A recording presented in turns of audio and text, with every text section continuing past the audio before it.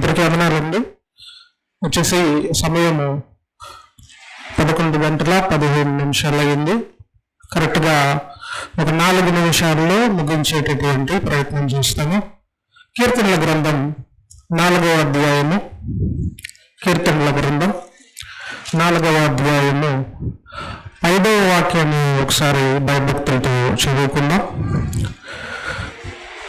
నీతియుక్తమైన బలులు అర్పించుచు యెహోవాను నమ్ముకున్నది అన్న మాటను బైబిల్ గ్రంథంలో మనం అందరం కూడా చూస్తూ ఉంటాం. పాత నిబంధనలో భక్తులందరూ కూడా యెహోవాకు బలులను అర్పిస్తున్నట్లుగా బైబిల్ గ్రంథంలో కయీను, హేబేలు మొదలుకొని పాత నిబంధనలో ఉన్నటువంటి ప్రవక్తలు మొదలుకొని భక్తులందరూ కూడా యెహోవాకు బలులు అర్పించారు అన్న విషయం మనకందరికీ తెలుసు.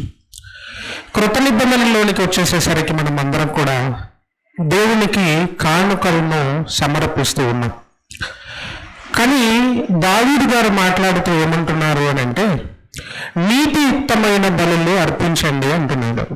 అంటే ఒక బలి నీతియుక్తమైన బలి అని మనకు ఎలా తెలుస్తుంది?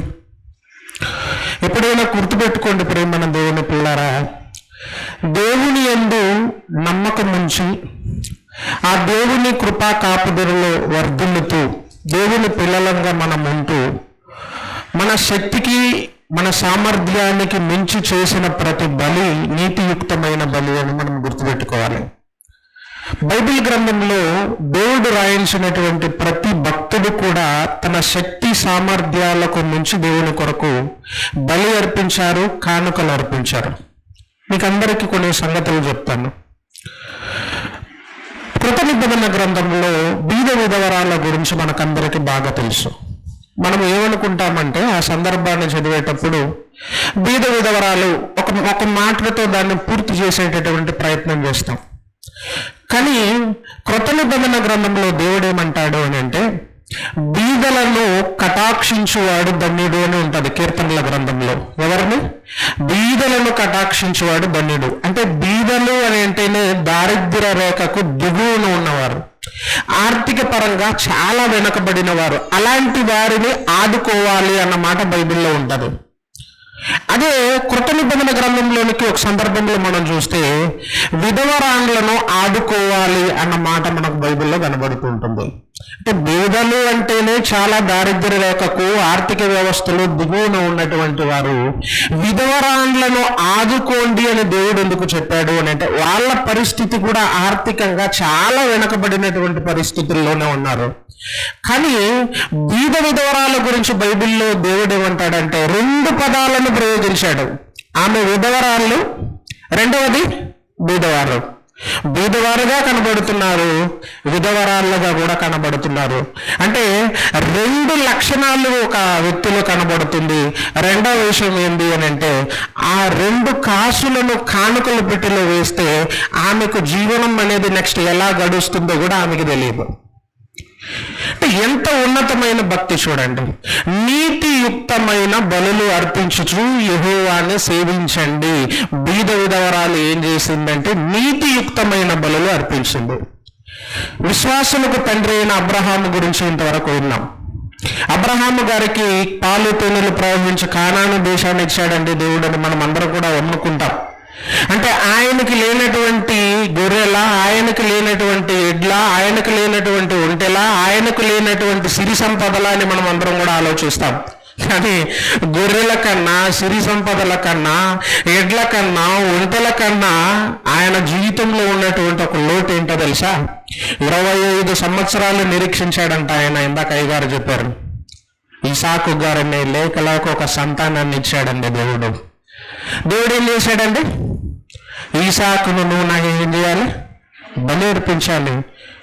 అంటే ఆ భక్తుడి జీవితంలో మనం చూసినా కూడా తన శక్తి సామర్థ్యాలకు మించినటువంటి ఒక బలిని దేవుడు అడిగాడు. బీద విధవరాలి యొక్క స్థితిలోనూ తన శక్తి సామర్థ్యాలకు మించి చూస్తున్నాం. అబ్రహాము గారి జీవితంలో కూడా తన శక్తి సామర్థ్యాలకు మించినటువంటి ఒక బలిని దేవుడు అడిగాడు. ఇప్పుడు అబ్రహాము గారు ఏం చేశారని అంటే ఇవ్వడానికి సిద్ధపడ్డాడు గనక ఈరోజు విశ్వాసులకు తండ్రిగా నీతియుక్తమైన బలులు అర్పించినటువంటి ఒక మహాభక్తుడిగా బైబిల్ గ్రంథంలో కనబడుతున్నారు. ఇలాక హెబ్రీయులకు రాసిన పత్రిక 11వ అధ్యాయము 4వ వాక్యంలో ఒక సందర్భాన్ని మనం చూస్తూ ఆ వాక్యాన్ని కూడా మనకు చదివించారు. ఆ సందర్భంలో ఏముంటుంది అని అంటే హేబేలు అర్పణ, కయీను అర్పణ, 2 అర్పణల గురించి ఉంటుంది. ఒకసారి ఆ సందర్భాన్ని చదువుకుని ముగించుకునే ప్రయత్నం చేద్దాం. దయచేసి హెబ్రీయులకు రాసినటువంటి పత్రిక 11వ అధ్యాయము 4వ వాక్యాన్ని నేను చదువుతాను, జాగ్రత్తగా చూడండి. విశ్వాసమును బట్టి హేబేలు కయీను కంటే శ్రేష్టమైన బలి దేవునికి అర్పించను. ఒకరు శ్రేష్టమైన బలి, నీతియుక్తమైన బలి ఎప్పుడు అర్పిస్తారు అని అంటే విశ్వాసం ఉంటేనే అర్పిస్తారు. అబ్రహాము గారికి ఒక విశ్వాసం ఉండింది. ఏమని విశ్వాసం ఉండింది?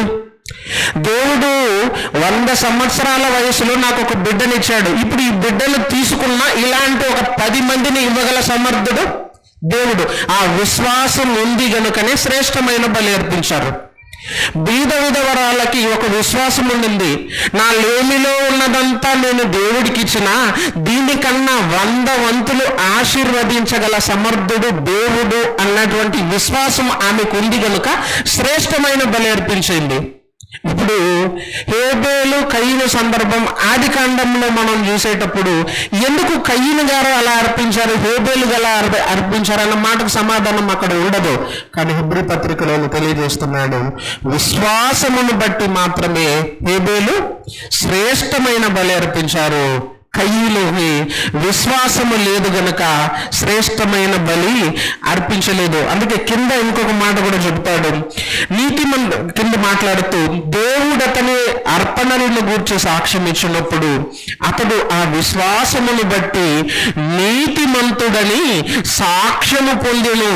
అతడు మృతి నొంది ఆ విశ్వాసము ద్వారా మాట్లాడుచున్నాడు. ఒకసారి మాట్లాడండి. ఇప్పుడు ఇన్ని సందర్భాలలో అబ్రహాము గురించి, హానోకు గురించి, దాని తర్వాత కయీను గురించి, హేబేలు గురించి, ఇన్ని సందర్భాలలో బీద విధవరాల గురించి, కానుకల గురించి మనం చర్చించుకుంటూ ఉండేటప్పుడు వీరందరూ కూడా ఎందుకు నీతిమంతులయ్యారు అని అంటే విశ్వాసమును బట్టి శ్రేష్టమైన కానుకలు అర్పించారు. ఈరోజు కూడా మనం అర్పించే కానుకలు ఎలా ఉండాలి అని అంటే మనస్ఫూర్తిగా విశ్వాసముతో అర్పించే కానుకలుగా ఉండాలి. సనుగులాటలు ఉండకూడదు.